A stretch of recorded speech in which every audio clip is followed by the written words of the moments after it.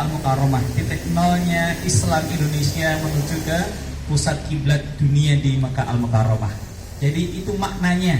Sebelum saya akan hadir umroh lagi, sudah harus singgah dulu di kota Banda Aceh ini.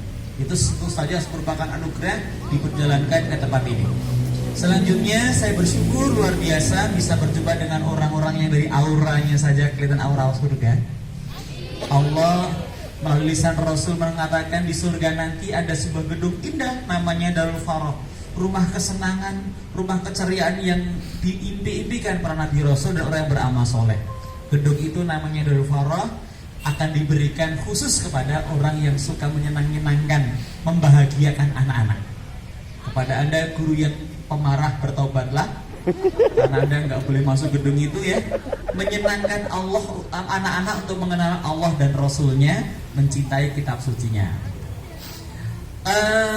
Salawat dan salam terhatur kepada orang yang sangat kita cintai, terhadap kita utama Nabi Muhammad Sallallahu Alaihi Wasallam, yang kita impi-impikan perjumpaan dalam mimpi-mimpi kita. Kemudian di pada mahsyar nanti beliau kenali kita, dan semoga kita semuanya digolongkan orang yang bersyafaat serta menjadi tetangga beliau di surga loka nanti. Amin ya robbal alamin ya. Sahabat saya hormati, hari ini saya akan menyampaikan sebuah obrolan ringan tentang berkisah di Garden Seminar. Betul kan? Seminar yang menyehatkan. Sudah ada senam untuk menurunkan berat badan. Meskipun yang mengajar nggak meyakinkan, karena mereka bisa beratnya. Ditambah vitamin D Pro D ya, kelima, sehingga kita nanti akan semakin kuat imunnya dan semakin kuat sehat kita. Semoga pertemuan hari ini merupakan pertemuan yang diridhoi Allah, sebagai amal yang diridhoi Allah Ta'ala, dan menggerakkan hati kita untuk lebih bersemangat, menyala, mengarahkan, mengantarkan anak-anak kita menjemput generasi Indonesia emas. Dalam amanah disampaikan beliau tadi, Bapak Asy'ari, kita mau tidak mau akan menjadi pertaruhan, berhasilkah di 100 tahun kemerdekaan bangsa kita ini, bangsa yang merdeka atas jasa luar biasa masyarakat Aceh, ini menghasilkan generasi yang bermartabat tinggi, layak tanding, layak sanding, bukan hanya dihitung tapi diperhitungkan di dunia internasional. Halo? Oh, saya lupa, di belakang sana ada para bidadari surga. Ya, saya doakan mereka semua lekas hajinya, keluarganya bahagia ya. Oh, anak semangatnya ya. Berarti masih kurang bahagia. Saya doakan pula kakak nanti turun 2 kilo badannya. Bulan ini Ramadan 4 kilo. Tepuk 1, tepuk 2, tepuk 2. Bagi yang belum pernah ketemu saya, nama saya Nur Hidayat Bambang Bimo Suryono Ibnu Nuryono Prawiro Mulyo ya. Namanya Kak Bimo itu membuat orang tertipu. Biasanya kalau Bima itu orangnya gagah, cakep, besar itu ya. Saya maklum ketika Anda yang datang lihat saya maju ke depan mengucap inna lillahi wa inna ilaihi rajiun, saya paham ya maksudnya ya, karena hancur imajinasi Anda. Ekspektasi Anda pada pelatih terlampau tinggi. Ini foto saya berapa tahun yang lalu, ketika gigi masih utuh ya. Sekarang sudah umur sudah mendekati 50 tahun. Sorry, saya sudah 47 tahun, berarti belum balik kan? Balik wali ayah. Nah kemudian tak terasa separuh umur saya lebih itu digunakan menjadi seorang lelaki penghibur dan lelaki panggilan, penghibur bagi anak-anak maksud saya. Kemudian dipanggil Pak Dul Hadi, Ilmu Paudi, BK Perengi dan lain sebagainya untuk sharing ilmu pengetahuan pengalaman tentang ini. Jadi saya mulai bercerita itu tahun 92, berarti sudah 30 tahun yang lampau. Umur saya banyak ya, sudah 47 tahun.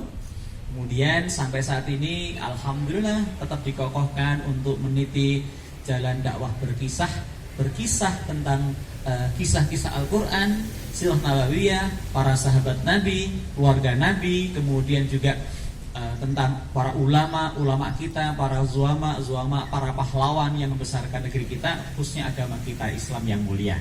Nah, kita berbagi ya. Baik, kita mulai dari apa itu berkisah. Ya. Wa ma adraka ma kisah. Apa itu kisah itu? Ada yang bisa bantu secara bahasa? 3 menit. 3 menit. Katanya berkisah.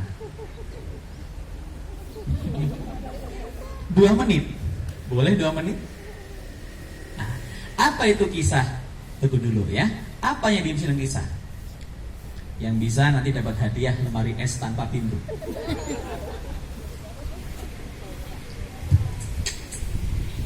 Jejak. Kisah itu bisa bermakna jejak dari sekian padan kata yang ada dalam kamus ya, dalam kamus. Jejak, sejarah bagian dari kisah. Tapi kisah bukan hanya sejarah.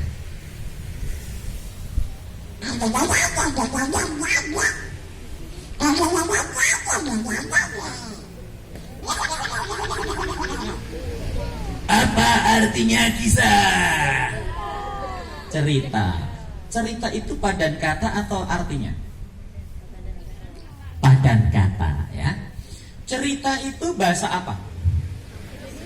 Sanskerta, bahasa Indonesia, ya kan? Kalau kisah bahasa Arab ya, bahasa cerita kisah. Jadi kisah ditransliterasikan ke Indonesia, diserap ke Indonesia namanya jadi kisah. Jadi kalau saya ngomong kisah dengan cerita itu sama. Lalu apa bahasa secara istilah, terminologi apa kisah atau cerita itu? Kisah atau cerita adalah rangkaian peristiwa yang disampaikan pada orang lain. Rangkaian peristiwa yang disampaikan pada orang lain. Masya Allah, ditulis ya, rajin sekali. Tolong ditulis sebagai huruf Latin. Nanti kumpulkan depan saya nilai. Setelah itu baru pemeriksaan buku ya.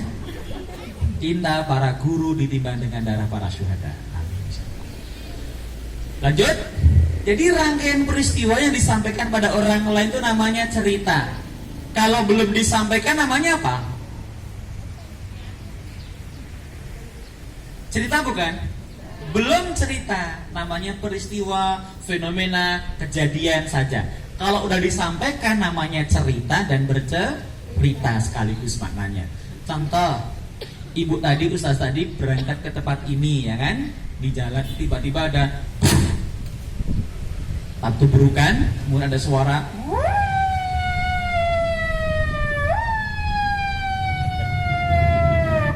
Sampai di sini ibu lihat itu sampai sini diam saja, nggak ada cerita ke orang lain, namanya belum cerita, belum bercerita. Ya, itu namanya kejadian biasa aja disampaikan ke orang lain. Tapi kalau ibu mengatakan, tahu nggak tadi ada tabrakan, ternyata mantanku SMA dulu. Jadi supir online ya. Itu namanya adalah cerita. Secara umum cerita dan kisah itu sama, tetapi nanti akan ada perbedaan secara khusus ketika dalam klasifikasi disebutkan penggolongan klasifikasi cerita berdasarkan kejadiannya. Ada cerita nyata, ada cerita tidak nyata. Mulai semakin spesifik bahasan kita ini. Jadi ada cerita yang nyata, ada cerita yang tidak nyata. Contoh cerita yang nyata apa? Ibu sebut tadi sejarah. Pertama sejarah.